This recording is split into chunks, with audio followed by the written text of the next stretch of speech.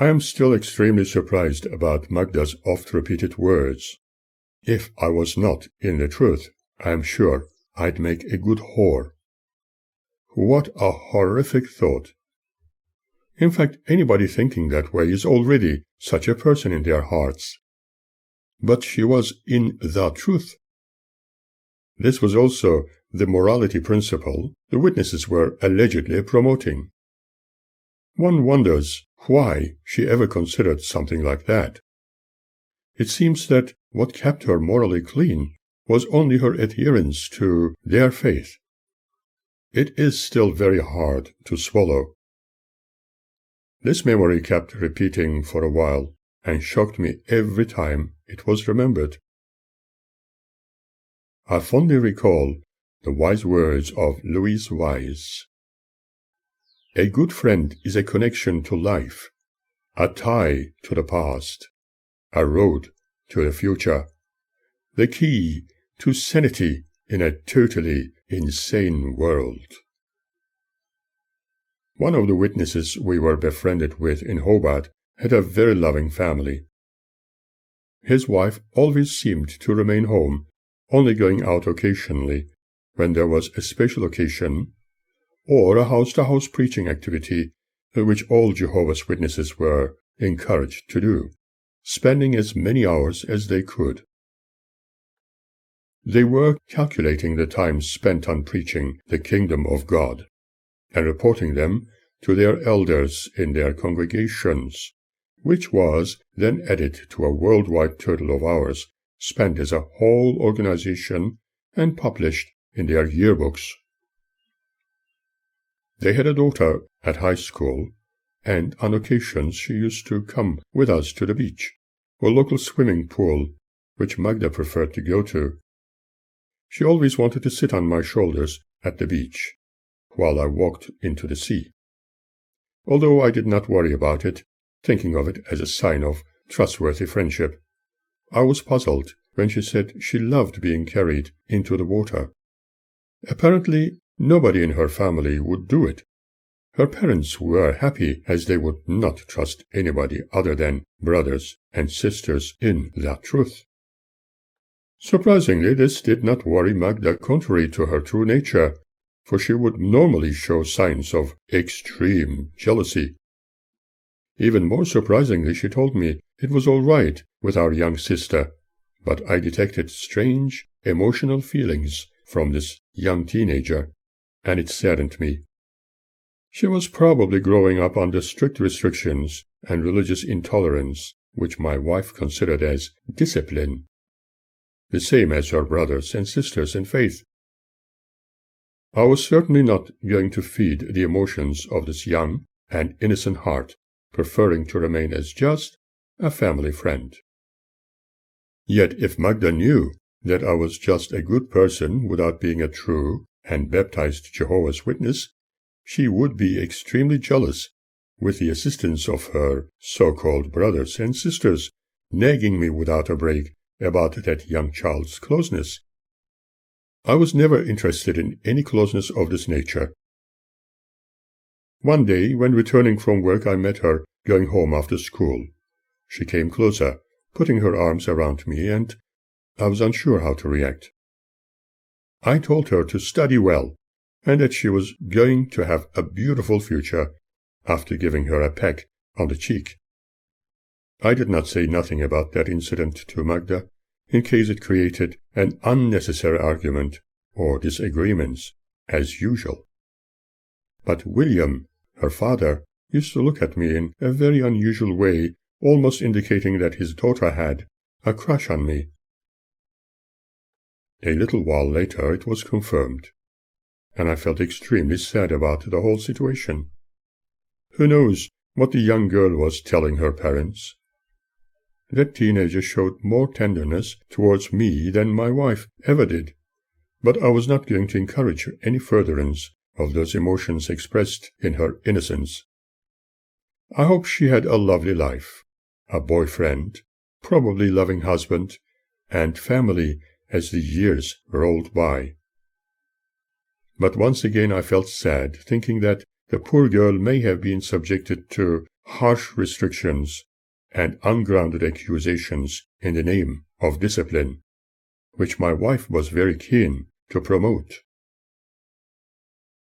We often frequented a local swimming pool, and whilst playing with little Annette in the water, Magda fixed her eyes on my rear end for some reason, sometimes loudly shouting for all to hear to embarrass me in. "You are showing your split." What was she hoping to achieve by humiliating me? I wondered. I used to respond, "Maybe they have not seen a European arse, since you have pointed at it." I still laugh at that stupid situation I had to put up with, and wonder who was the one really humiliated. Vincent van Gogh says, "As we advance in life, it becomes more and more difficult, but in fighting the difficulties, the inmost strength of the heart is developed." From time to time, I test flew a variety of small aircraft, Cherokees and Cessnas around Hobart. That was one of the hobbies I developed over the years. However, Magda never wanted to share any of my activities, as for her serving God was more important. One day after breakfast, I made mention of where I liked to go, and even fly. I thought that we could share the experience, and afterwards have a nice dinner in a restaurant somewhere, but she was unbelievably upset. She told me, in her extremely heavy accent, "You must know that I don't want to do something like that. What is the purpose of it anyway? Do you forget we must go for the service to listen to our brothers? You know the district assembly is on today." After such advice given to me on several different occasions, I knew I had to pursue my hobbies and interests on my own. For instance, once in a while I would love to meet with like-minded people and go stargazing. However, I could not convince her to come and enjoy looking at the stars and moon through telescopes. She preferred to go visiting her brothers and sisters for Bible reading and serving Jehovah by preaching the word of God house to house. It was clear that being completely hypnotized to live a life in social isolation was her only choice. She was promised by the religious system she adhered to that she was going to have everything one could imagine in life after Armageddon, and therefore she did not need to enjoy anything available within a world of humanity. She was convinced that the world with everything it offered was evil, and she needed not be a part of it just to please the God of witnesses, and that this was the only way she would have everlasting life. In other words, through their devotion and services, they were all paying for an everlasting life on earth, as their God apparently promised in the Bible. It sounded very similar to the idea of selling real estate on the moon for hefty fees. I could do nothing out of my love and concern other than accept her as she was. However, when she nagged me under the influence of, and with the advice given by the witnesses, my worries increased, thus making me feel more convinced than ever that this marriage was doomed. All my activities, and even my academic research, had to be conducted discreetly, so as not to hurt her and lead to more argumentative situations. All my undertakings were interpreted as a lack of interest in God's kingdom, and the alarm bells kept tolling. I did not and cannot believe in myths as truth, yet I consider certain traditions the majority of humanity adhere to as being very pleasant, such as Christmas and Easter celebrated around the world, Jewish Yom Kippur, or the Muslims' Ramadan are similarly lovely times observed. They became worldwide social events, when the entire humanity appears to be at peace with one another. During those times, almost all age groups enjoy well wishes towards each other. Frankly, seeing the happy faces of young ones is the most joyful experience. We cannot simply dismiss it all as evil practice. We cannot simply close our eyes while walking through a rose garden. Let us take a deep breath and enjoy the air. Let us be thankful that we are here and now. Some people worry about tomorrows in terms of their life's continuity and comfort, assuming that today everything is bad and getting worse. Is it not better to surround oneself with the joy of living now? This way, all our happy yesterdays and happy tomorrows will become one happy now. Sometimes it seems necessary for people to unlearn what was learned, loosen what was held tight, and unwind a little. Otherwise, there is no joy left in living, for they might be existing in total darkness without realizing it. A little tolerance goes a long way. What surprised me most was that I was constantly hammered to respect all, particularly the witness elders and my wife. But those hammer throwers, including my wife, never attempted to respect me. Magda was incapable of seeing how much I respected her, and that I kept living in fear. Her children were not any different, as was her own mother towards her father. I can never remember her telling me that she genuinely loved me. Obviously, she never learned what love was, for she never gave herself permission to know and discover it. She was thoroughly blinded with the hope of a new world order.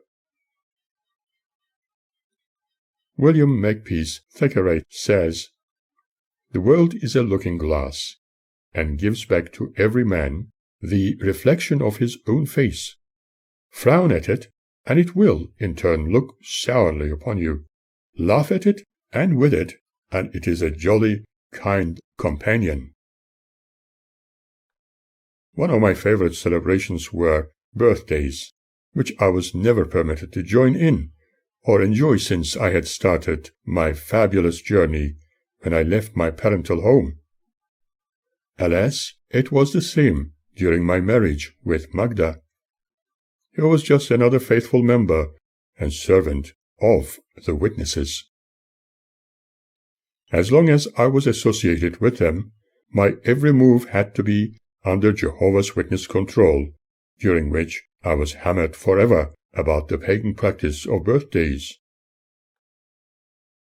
However, deep inside me, I always felt like honoring all the wonderful mothers giving birth to their young, and therefore the celebration of birthdays has always remained very special to me. I have therefore celebrated all those new births and all other birthdays silently and discreetly, deep within. During my own birthdays, I often endeavored to create opportunities and excuses to go out and celebrate them with a piece of cake and cups of coffee, while thinking of my mother giving me a chance to become alive in this magnificent world. With the witnesses, it was never the case, as it still is today.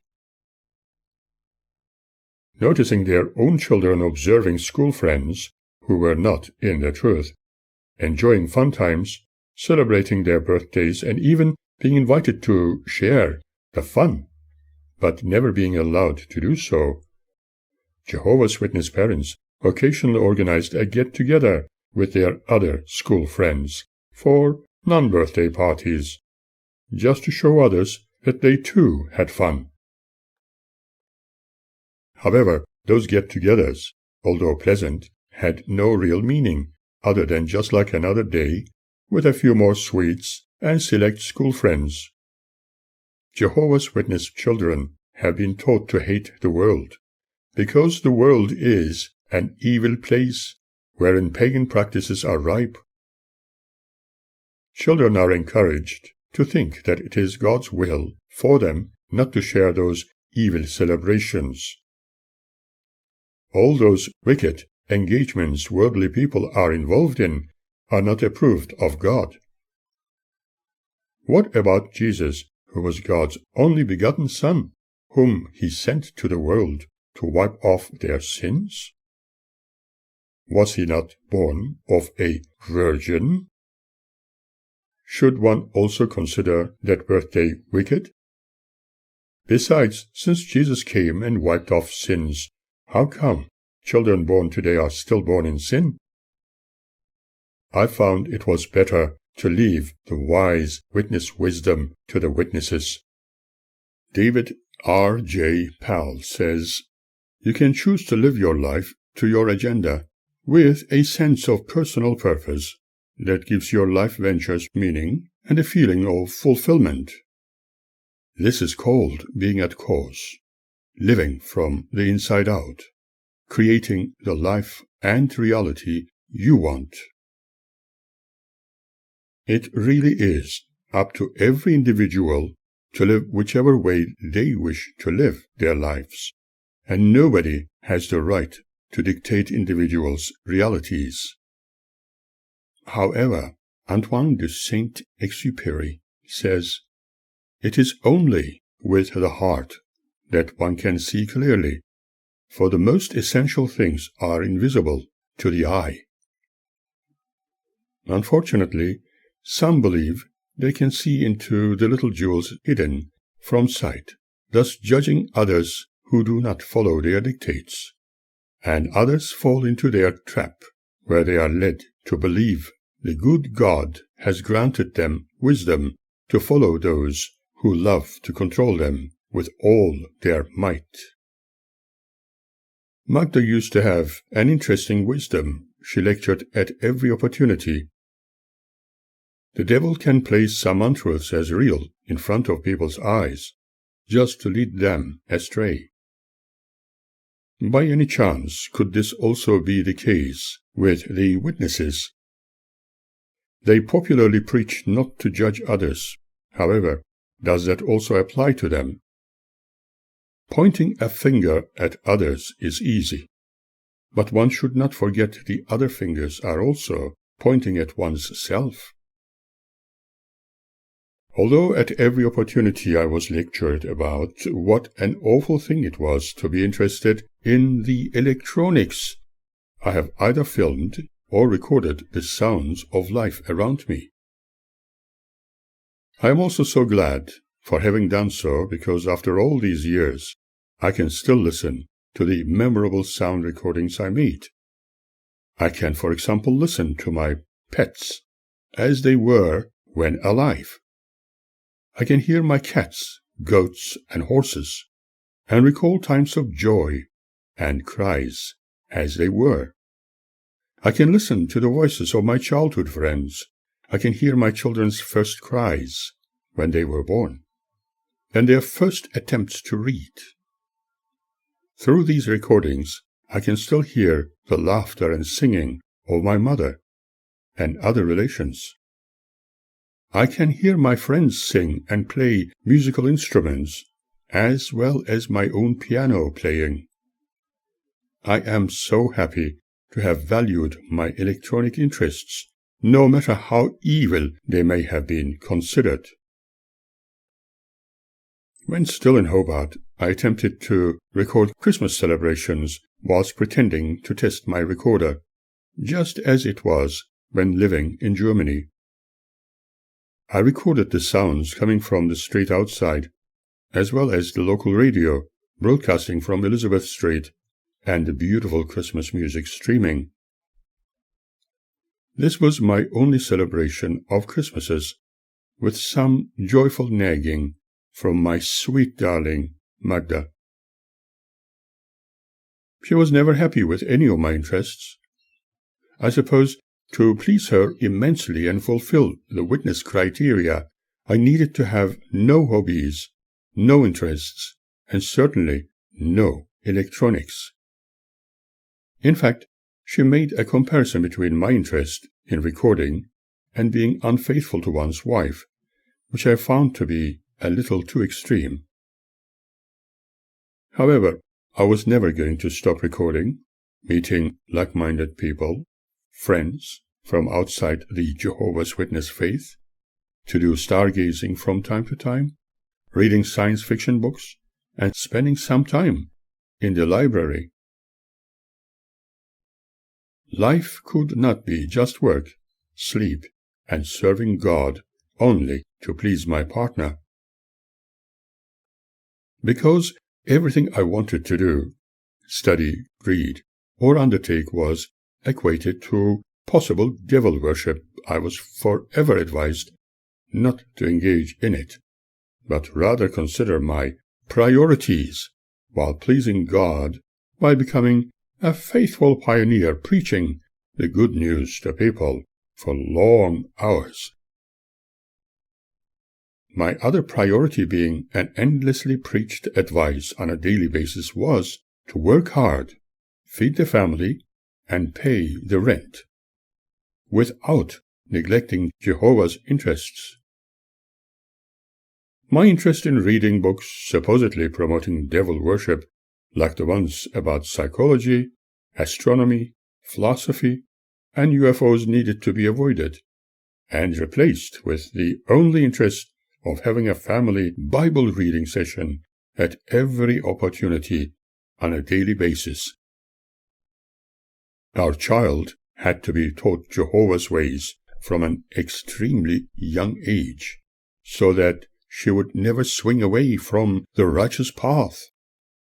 It was so strange for me being literally forced to accept and follow every dictate and command issued forth by Magda. Unfortunately, the whole situation became unbearable. I was now literally waiting for that moment of moments when the actual separation took place. In fact, we were living a life of already being separated. However, with great hope in my heart, I decided to try a few different tactics, remembering Lord Byron's famous words, "Be thou the rainbow in the storms of life, the evening beam that smiles the clouds away and tints tomorrow with prophetic ray."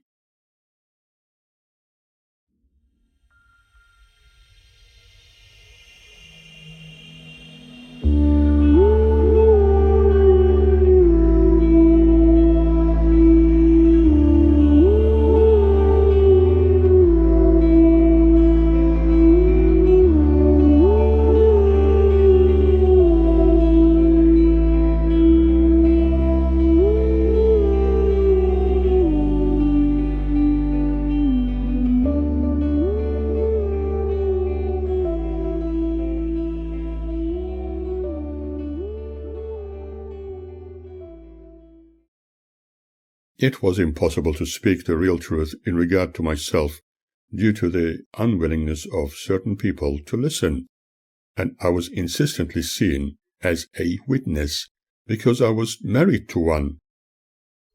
Remember, both partners had to be in the truth, therefore supported by the witnesses, and apparently blessed by Jehovah.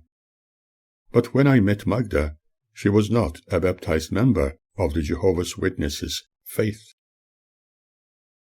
If, however, one of the married couple was found guilty against God's principles, as allegedly described in his great book full of truth and wisdom, that person could only be disfellowshipped. This meant being completely shunned and forever hated by one's only friends, the witnesses, and family, discarding Christ's wise words, "Love your enemies."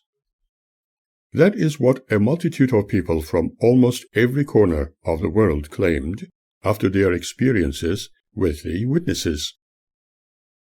In reality, Jehovah's Witnesses always choose to do everything possible to separate them in order to assist the remaining member to live forever in a new world order after Armageddon. However, they do not admit to it or even recognize the problem. They claim to always be ready to show the way towards a graceful forgiveness of sinners if they are willing to renounce their sins with sincerity and desire to re-study the Bible on a daily basis for some time.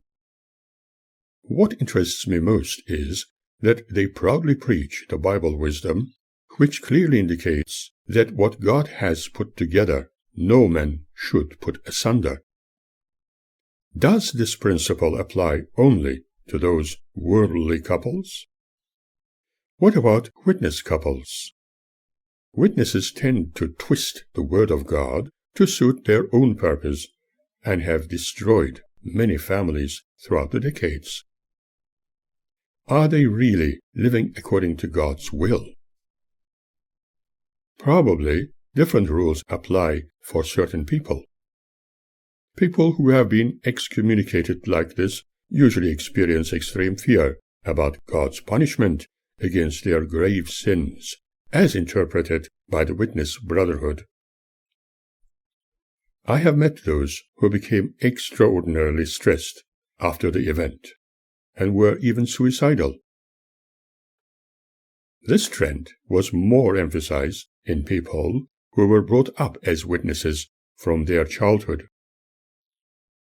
They were so disciplined to hate everything in the world that when they were outside their religious bondage due to their sins, they were unbearably confused.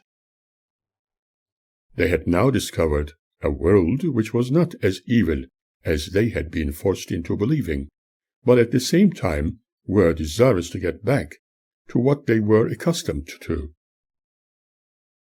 Unfortunately, there are too many examples of this worthy of study. I know for certain that Jehovah's Witnesses hearing the actual truth in regard to the devastation caused by their actions against their members, whom they judge as wrongdoers, either close their ears as if they have heard nothing, or else condemn the source of information as if proceeding from the ruler of the current world. In the light of their teachings, this ruler cannot be anybody else other than the most feared one, Satan, the devil. Let us not forget that throughout the history of mankind, people created their myths and gods in absolute fear. This alone led them to worship many gods in order to gain their approval. Taking this into account, one wonders whether those so-called witnesses worship a God who is meek, kind, and forgiving, or put more emphasis on a God who can only be evil, unforgiving, forever punishing, and jealous. In my case, if and when it was finally discovered that I have never accepted any religious dogma, let alone the fanatical ways of the witnesses, I would also be subjected to disfellowshipment, leading to a complete separation, being shunned, and finally divorced. I too would be completely alienated from my wife and children, and be painted as an evildoer. I had to be prepared for anything. I shared a few activities like going house to house with my partner, but chose to remain an observer. I could not utter a word about things I did not accept or believe. I could not even distribute any of their leaflets or brochures, magazines or books. I left it all to her, with the excuse that she was better doing it with her lovely smiles. When it was suggested that I conduct a Bible study using their publications, or just using the Bible, it was probably to keep me more focused on kingdom interests. They might have thought to help a brother who was likely to drift into worldliness. Often I had their Bibles on the coffee table while having cups of tea with people wishing to study the ways of the witnesses, usually asking Magda to read a passage from the Holy Scriptures. And the person I was meant to teach that truth to read another passage. As far as Magda was concerned, I was conducting Bible studies. Surprisingly, I had to report the time spent teaching the truth. Wasn't I also one of them?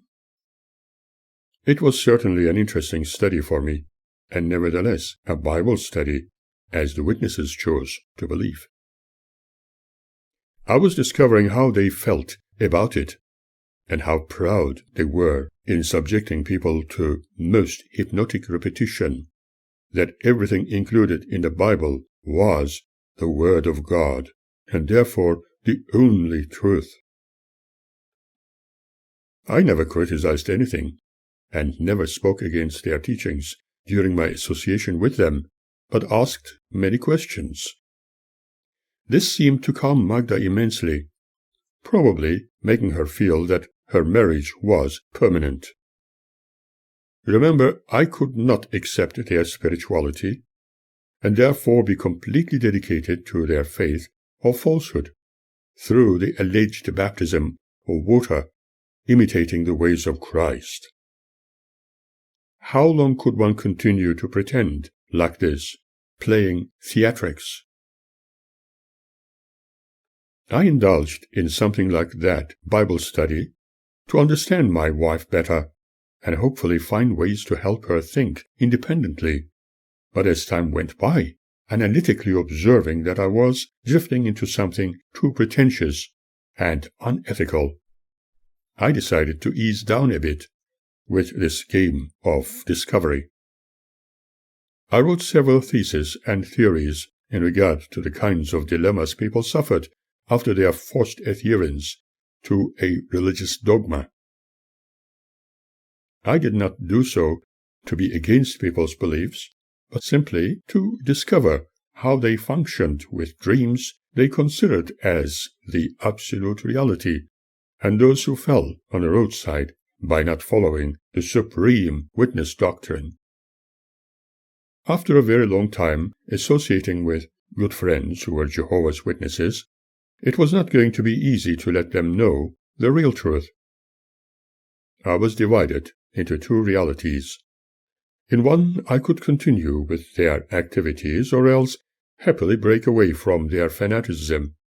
But the more I discovered about their way of thinking, further observation and research, the more I understood that their ways were not a reality an intellectual could logically adhere to.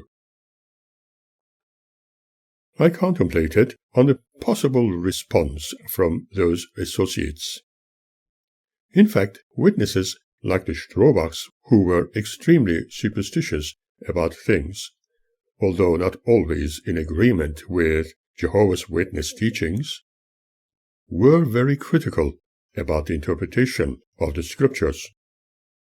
They were also cognizant about the restrictive disciplines many witnesses followed. However, they avoided talking about it frankly and openly with others, in case they may be subjected to the divine decision of the judicial committee. As far as any thinking mind can see, those witnesses behave almost like the ancient ecumenical councils of Rome.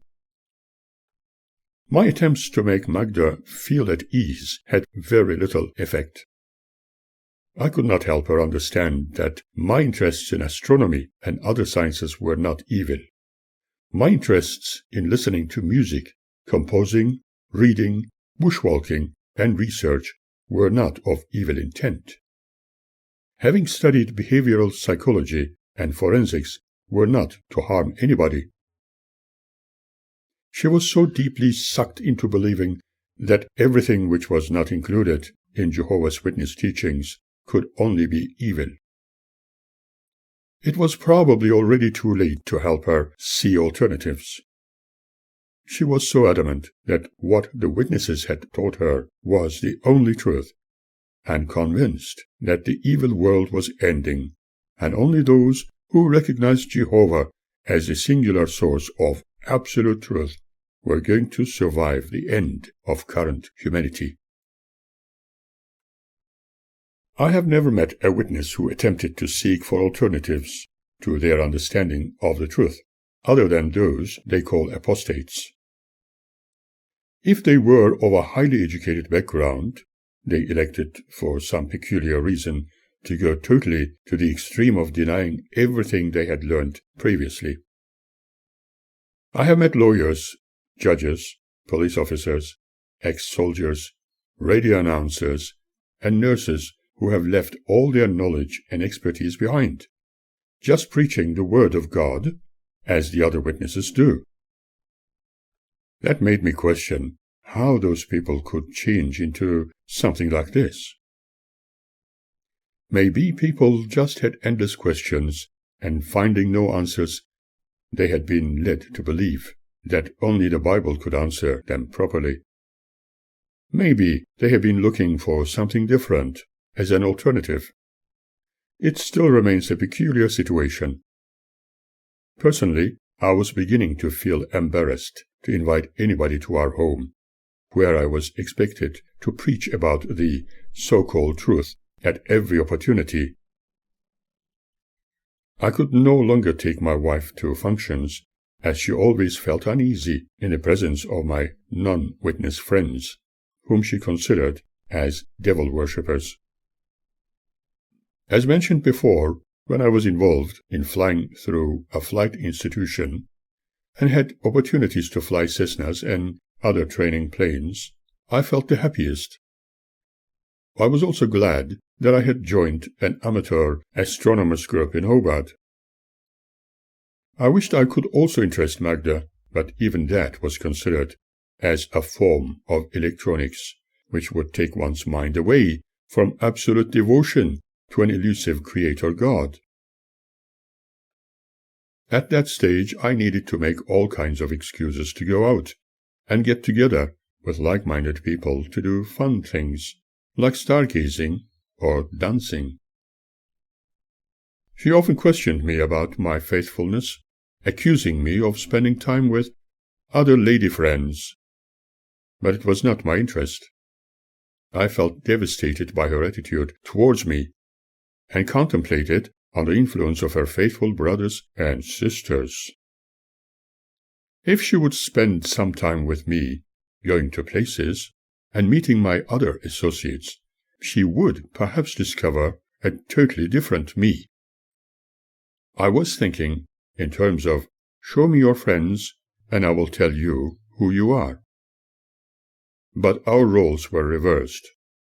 I had to frequent kingdom halls and go house to house if I wanted to keep the family together. Meeting those other associates and friends while sharing educational and intellectual events was like being freed from bondage. It was like being offered a cool bowl of cold and refreshing water while wandering in hot desert places. The world I was interested in was a very neutral area where there was nothing and nobody being negatively criticized. Nobody was preached to about an evil world. Alas, I had to keep all my experiences to myself.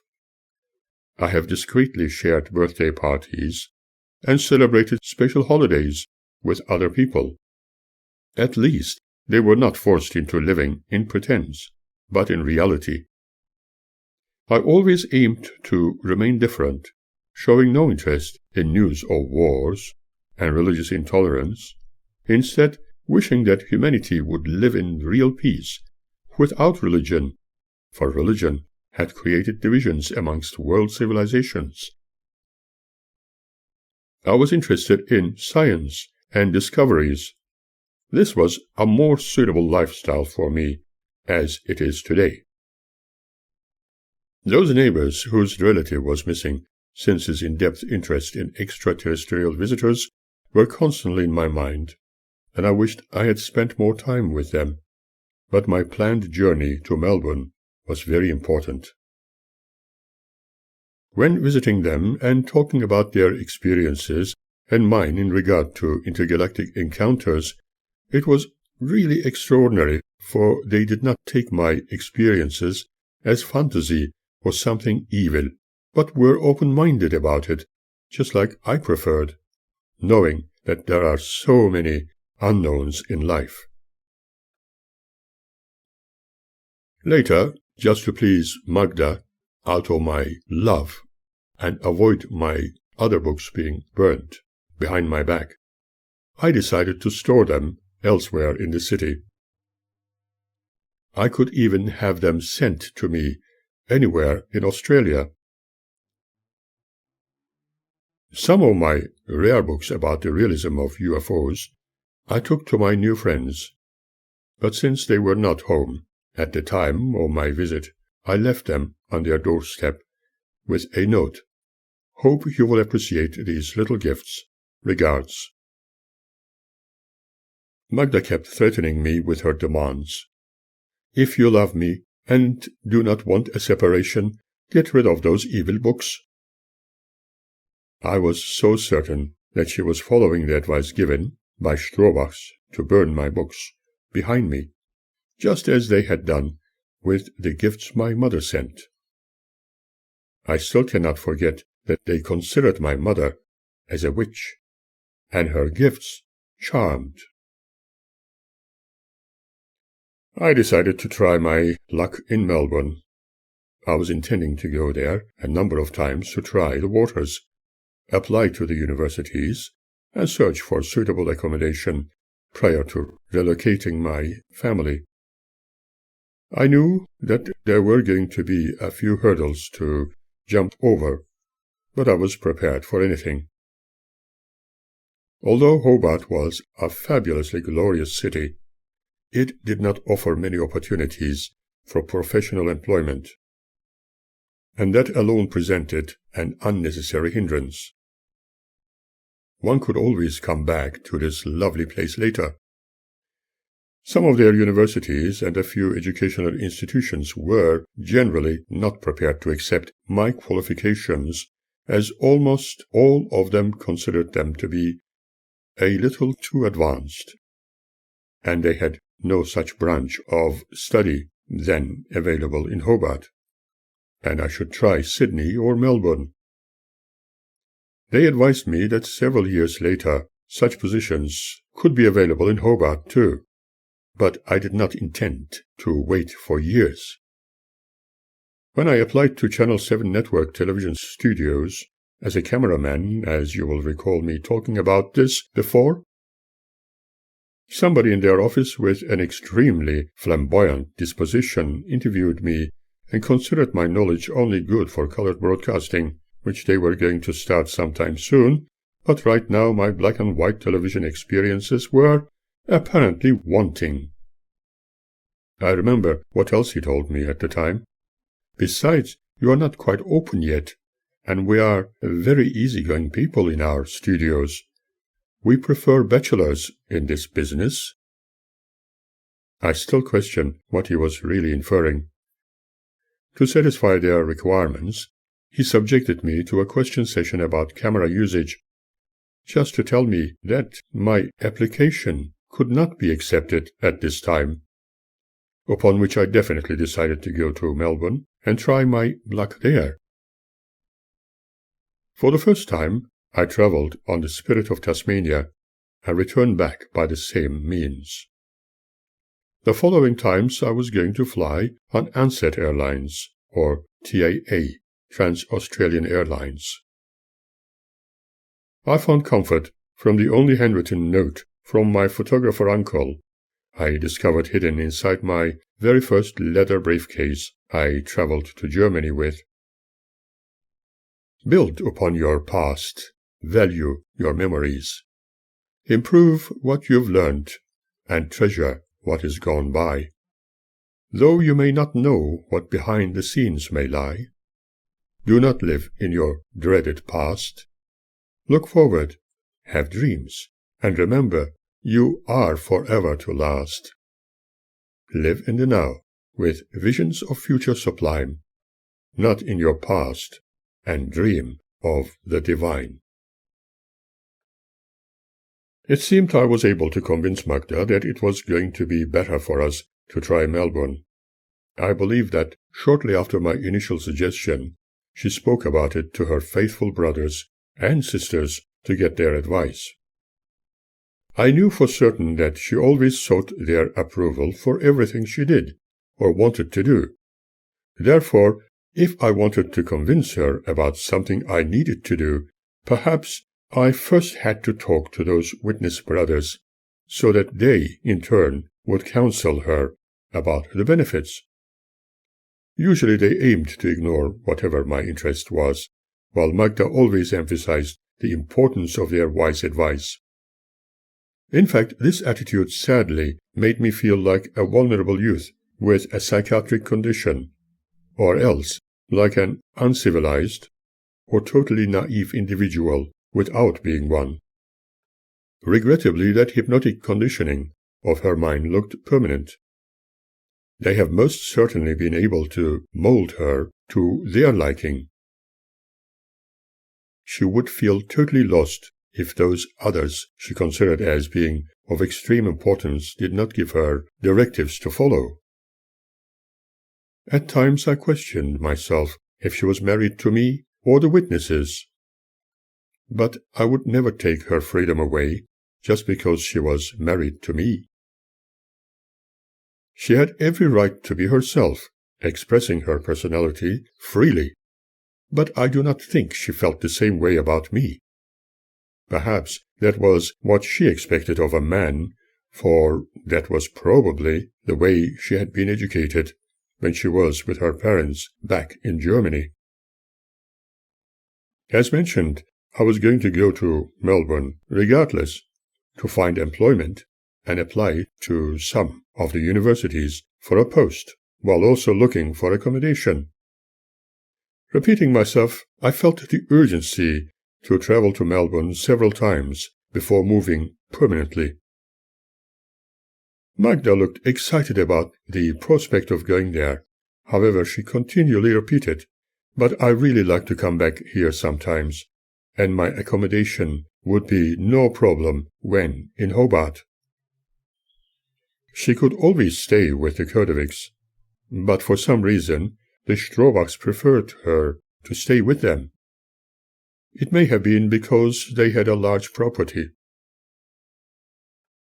Before my journey, I had to ensure she had plenty of buying power for her needs, as well as other costs while I was away, although I was going to send more from Melbourne, especially if I was delayed returning home.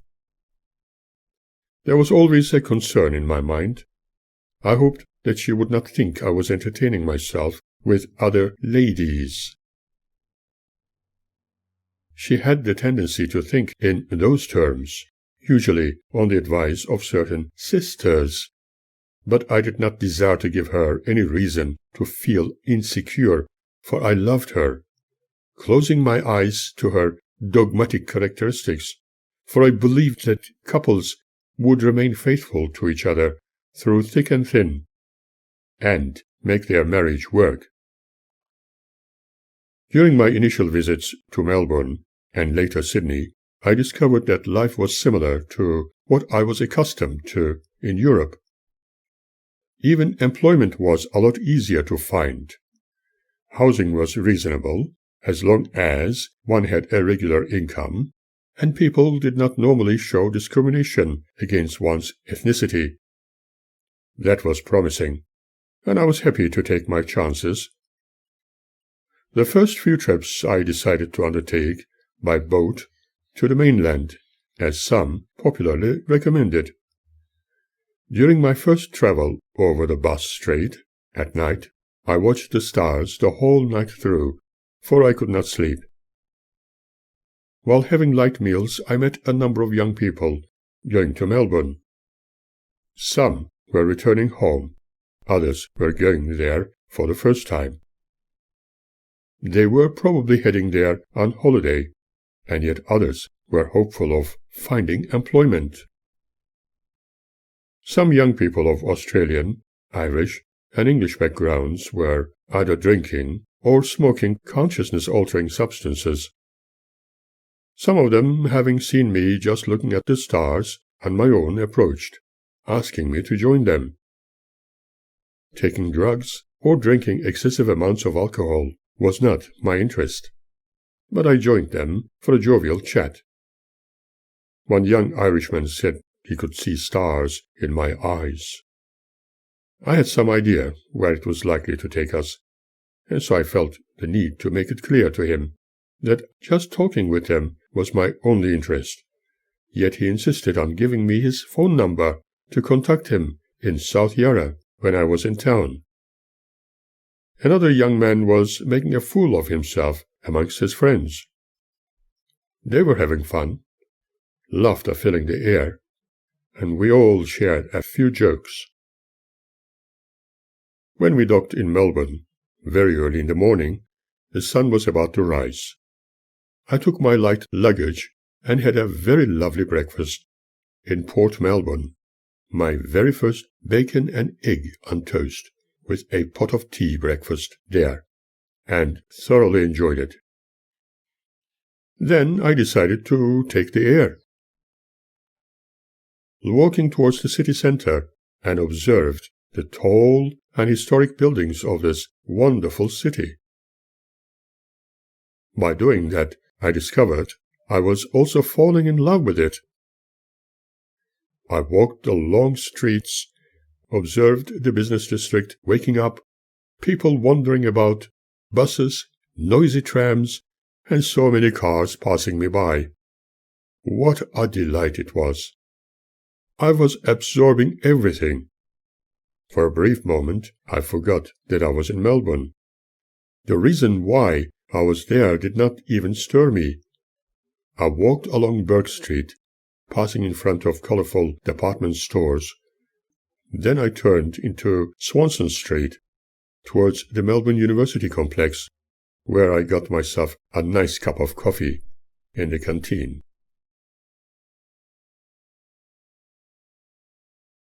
As I sat down at one of the tables, a gentleman approached me, asking if he could share the table, as the area was very crowded, and there was no room to sit. "We have many people and many students here," he said. I introduced myself and was very surprised to have met someone doing an important job in the administrative side of the operations. We went to his office. He looked at my German documents and suggested we should have them translated into English, which he organized. He also asked me if I was going to stay in Melbourne for a few days. I explained that my intention was to stay permanently, but I needed to go back to Hobart and bring my family to this magnificent city. He was fascinated by my qualifications, and assured me that there was going to be a position for me soon. He told me they needed well-qualified people like myself, and explained that I might be recommended to take a short orienteering course while tutoring.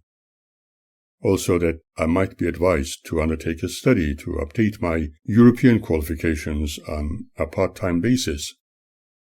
It was interesting to note that I had completed my attendance only recently before my arrival in Australia, and now needing to update my qualifications was unusual. However, I was in Australia, and their rules were obviously different. A little while later, someone working for him returned my papers and the handwritten copies of the English translations. They were going to send the typed versions of them to my Hobart address, and I called Magda to ask her to keep my important postal deliveries from the university. Then an awful thought passed through my mind. What if she got rid of them, or even burnt them, yet I left with great hope and joy in my heart? I went to a Greek restaurant on La Trobe Street, and had a huge fish dish with a tasty salad. Then I took my very first tram ride to Luna Park in St. Kilda. This evening I was to stay in Melbourne, and chose a cheap accommodation by the Salvation Army's People's Palace after an evening meal in the city. The next morning I took my journey on board the Spirit of Tasmania, back to Hobart. When I arrived home, Magda was excited and wanted to know, above all else, if I had remained faithful to her. On the return journey, I met a couple of people who were keenly interested in occult sciences and spoke to me about their experiences, hoping we would meet again. Who knows, we might meet even sooner than they thought. Maybe even in Melbourne. But the occult was not my current interest unless I could study those who believed in such subjects without prejudice. None of these subjects, science or occult-based, would please the witnesses, as they classified both as being the same, satanic. Therefore, one needed to apply extreme caution when talking about anything with them. I was back to being subjected to multiple restrictions by returning to Hobart. Typical conversations with Magda were like, "Did you miss us?" "Sure, I missed you a lot. I wish you were there with me, and I think you would like Melbourne. You are going to apply at one of the universities there. Are they going to give you any kind of a job?" "Yes, so far it looks very positive." "Ah, good. As the head of the family, you should do any kind of jobs, as you know, even if it is cleaning toilets. And there's nothing wrong in doing an honest job." Then she would promptly add, "Did you remain faithful to me after going to Melbourne and seeing those beautiful women?" "I'm not interested in others, for I love you." "But you are a man." "Do you love me?"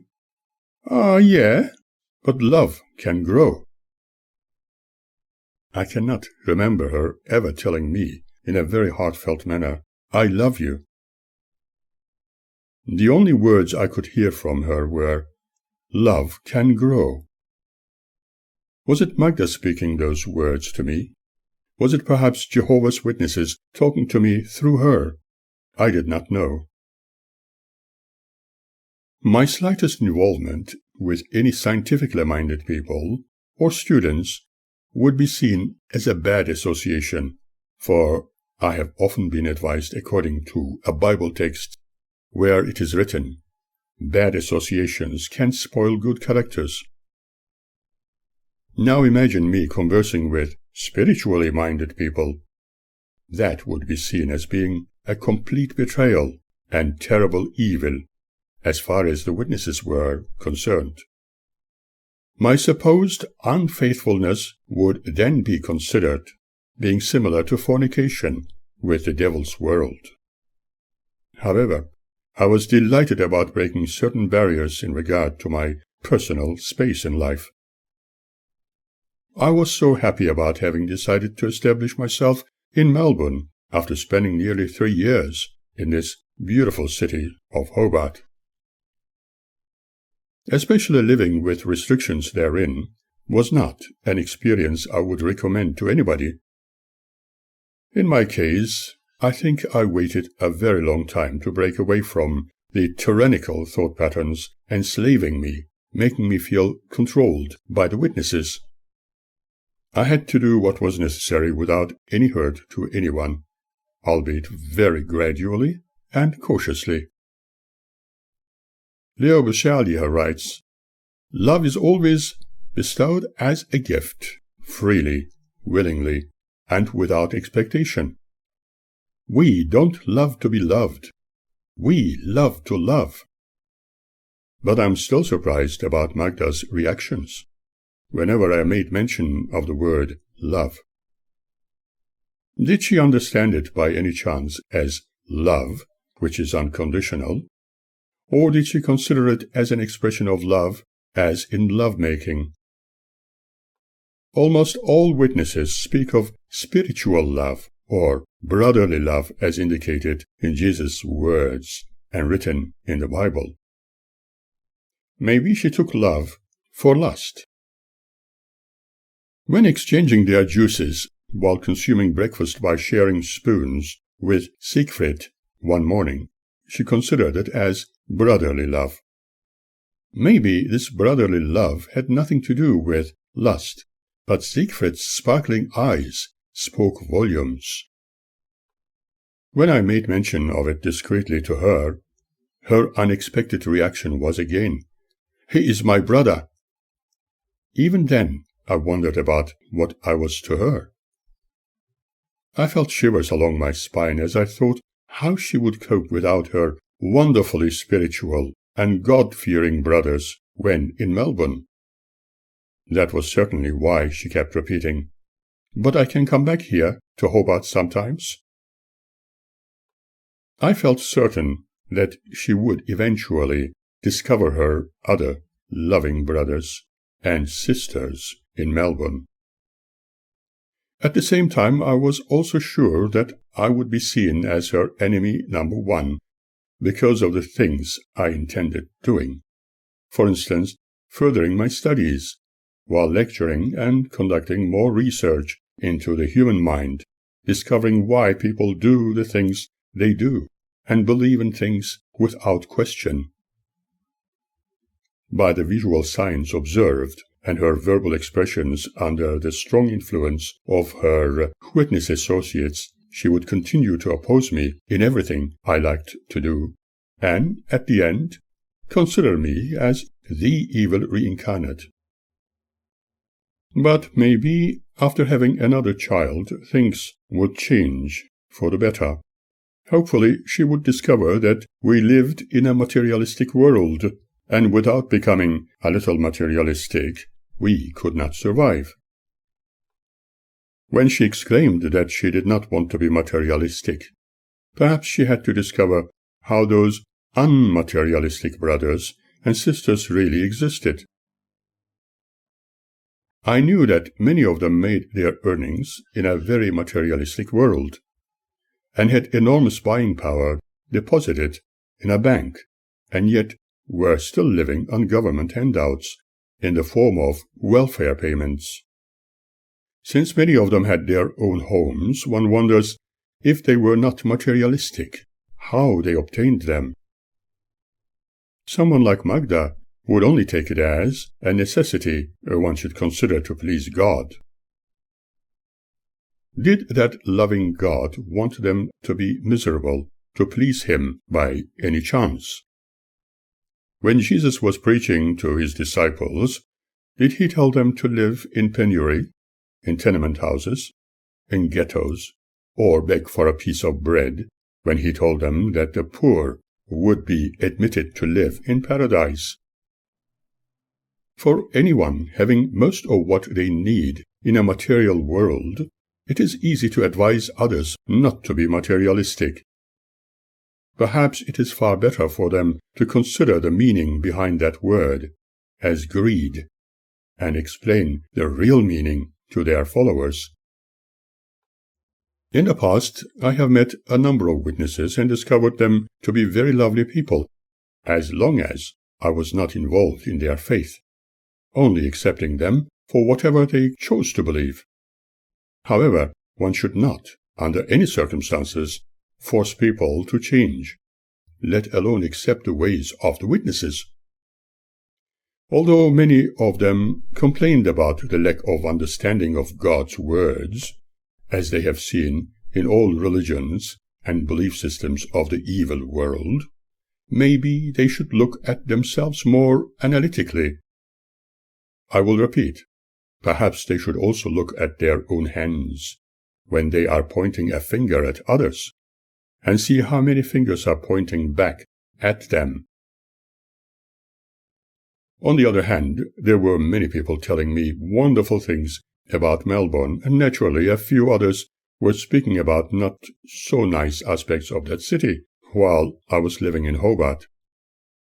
I needed to discover it all for myself. During my second visit, sailing there on the Spirit of Tasmania, I decided to sleep at the Salvation Army's People's Palace in King Street. It was clean, cheap, and right in the heart of the city.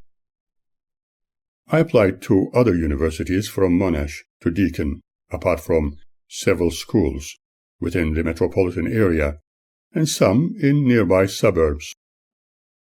By doing so, I discovered a little more about Melbourne and Victorians in general.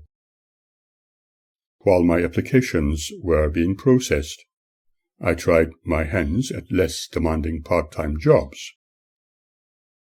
Then I was directed by the then Department for Employment to the Melbourne docks for a reasonably paying job of loading goods trains with coal.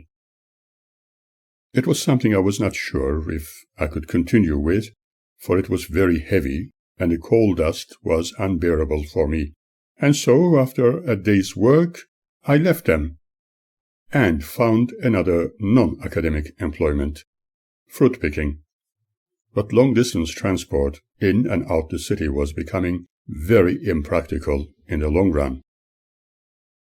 Looking at trams and admiring their mechanics, I wanted to try tram conducting with the hope that perhaps I could drive them, but for the very first time I discovered something which did not appeal to me.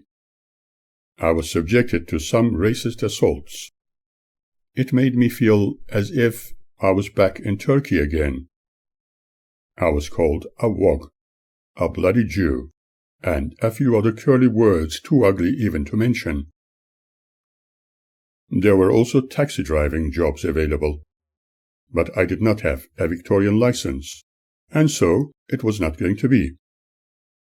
Whatever I have earned was sent to Magda, leaving very little for my own needs. The amount of money I sent was not small. It was to cover the needs of the family and rent to the Kurdovics. Finally, I began to work as a dishwasher in one of the city hotels, which was a fast and confusing employment. What did she think when she received my valuable correspondence? Since she kept silent when I was home, I wondered if she received it at all. Have they just disappeared? Interestingly, she never thanked me, while expecting me to endlessly thank her faithful brothers. Later I took a window cleaning job in the South Melbourne area. This all happened within just a short space of time. During this period, I learned so much about the City of Melbourne and the people living there. Some evenings I spent time at pancake parlor family restaurants, drawing people's portraits for the purpose of selling them, and after paying a small amount to their management, I was still generating enough income to get by on comfortably, while also making new friends. I believed that one of my applications would be successful for a tutoring position, but in the meantime I had to do something to occupy myself and earn money. I suppose I was a little materialistic in a very enjoyable way. At this time I still knew very little about the Australian welfare system, and had not been told much about it. When I discovered what it was, I thought it was only available to those with health problems, and so did not worry about it. Maybe, I thought, being on welfare payments was a sign of weakness. I did not think that my efforts were fully appreciated. Albert Einstein says, "Weakness of attitude becomes weakness of character." I planned to go back to Hobart for a little while, but return to Melbourne permanently. Either I was going to do so with Magda and the child, or else first go back and organize accommodation for us and obtain a job until my academic engagements began in earnest. My next important move was to apply for Australian citizenship. According to information I was provided with, I could obtain my citizenship sooner than normally expected, due to the special circumstances surrounding me. When I returned to Hobart, I felt very sad at leaving Melbourne. I was falling in love with this city, despite the racist assaults I was subjected to. Probably they were just one-off occurrence. Magda was happy about my return, but she felt the need to interrogate me about my possible unfaithfulness when away in another town. Obviously, once again under the influence of her dearest brothers and sisters. Here one remembers a great Danish proverb, which declares, "He who builds to every man's advice will have a crooked house." When back in Hobart, I contemplated how some young fellow passengers were trying to encourage me to work with them at the Melbourne docks. Possibly again loading interstate goods trains with heavy machinery or coal. However, I felt sad because I could not endure the racist treatments I was subjected to and called by names which were not mine. Therefore, I deliberately ignored those people who were supposedly in charge of the sections I was to work in.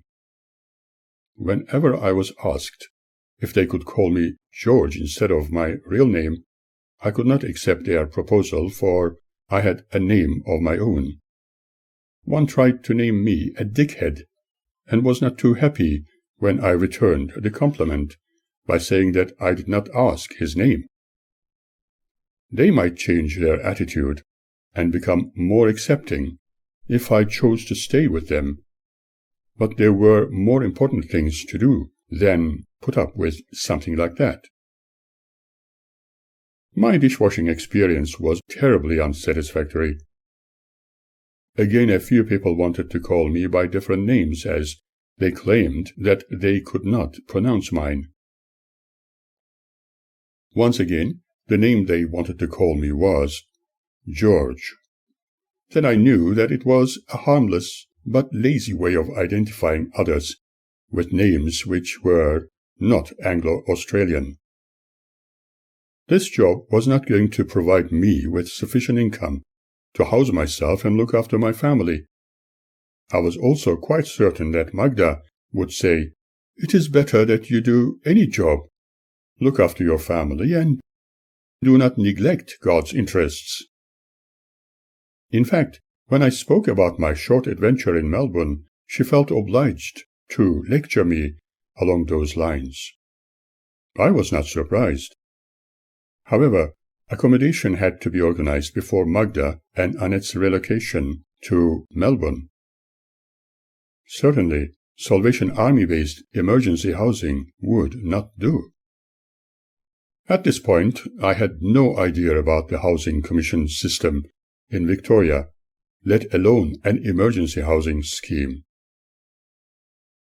While I stayed at the People's Palace, I spoke about housing and was given plenty of information by members of the Salvation Army, but before my temporary housing there, for which I paid a minimal fee, I spent a few nights wandering the empty streets. During that time, I was occasionally approached by police officers asking if I had an address, obliging me to explain myself. It was then one officer told me all about the other avenues, for which I was very thankful. That experience I have never mentioned to Magda, as I did not want her to worry. I discovered the existence of a number of homeless people, some of whom were heavily intoxicated and who had given up on life.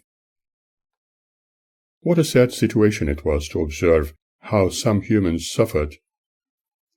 They were the forgotten, abandoned, looked down upon, lost, and devastatingly depressed. Was this what Christ wanted his true followers to be like? I do not think so. However, what Antoine de Saint-Exupéry has written still sounds so right today. It is only with the heart that one can see clearly, for the most essential things are invisible to the eye.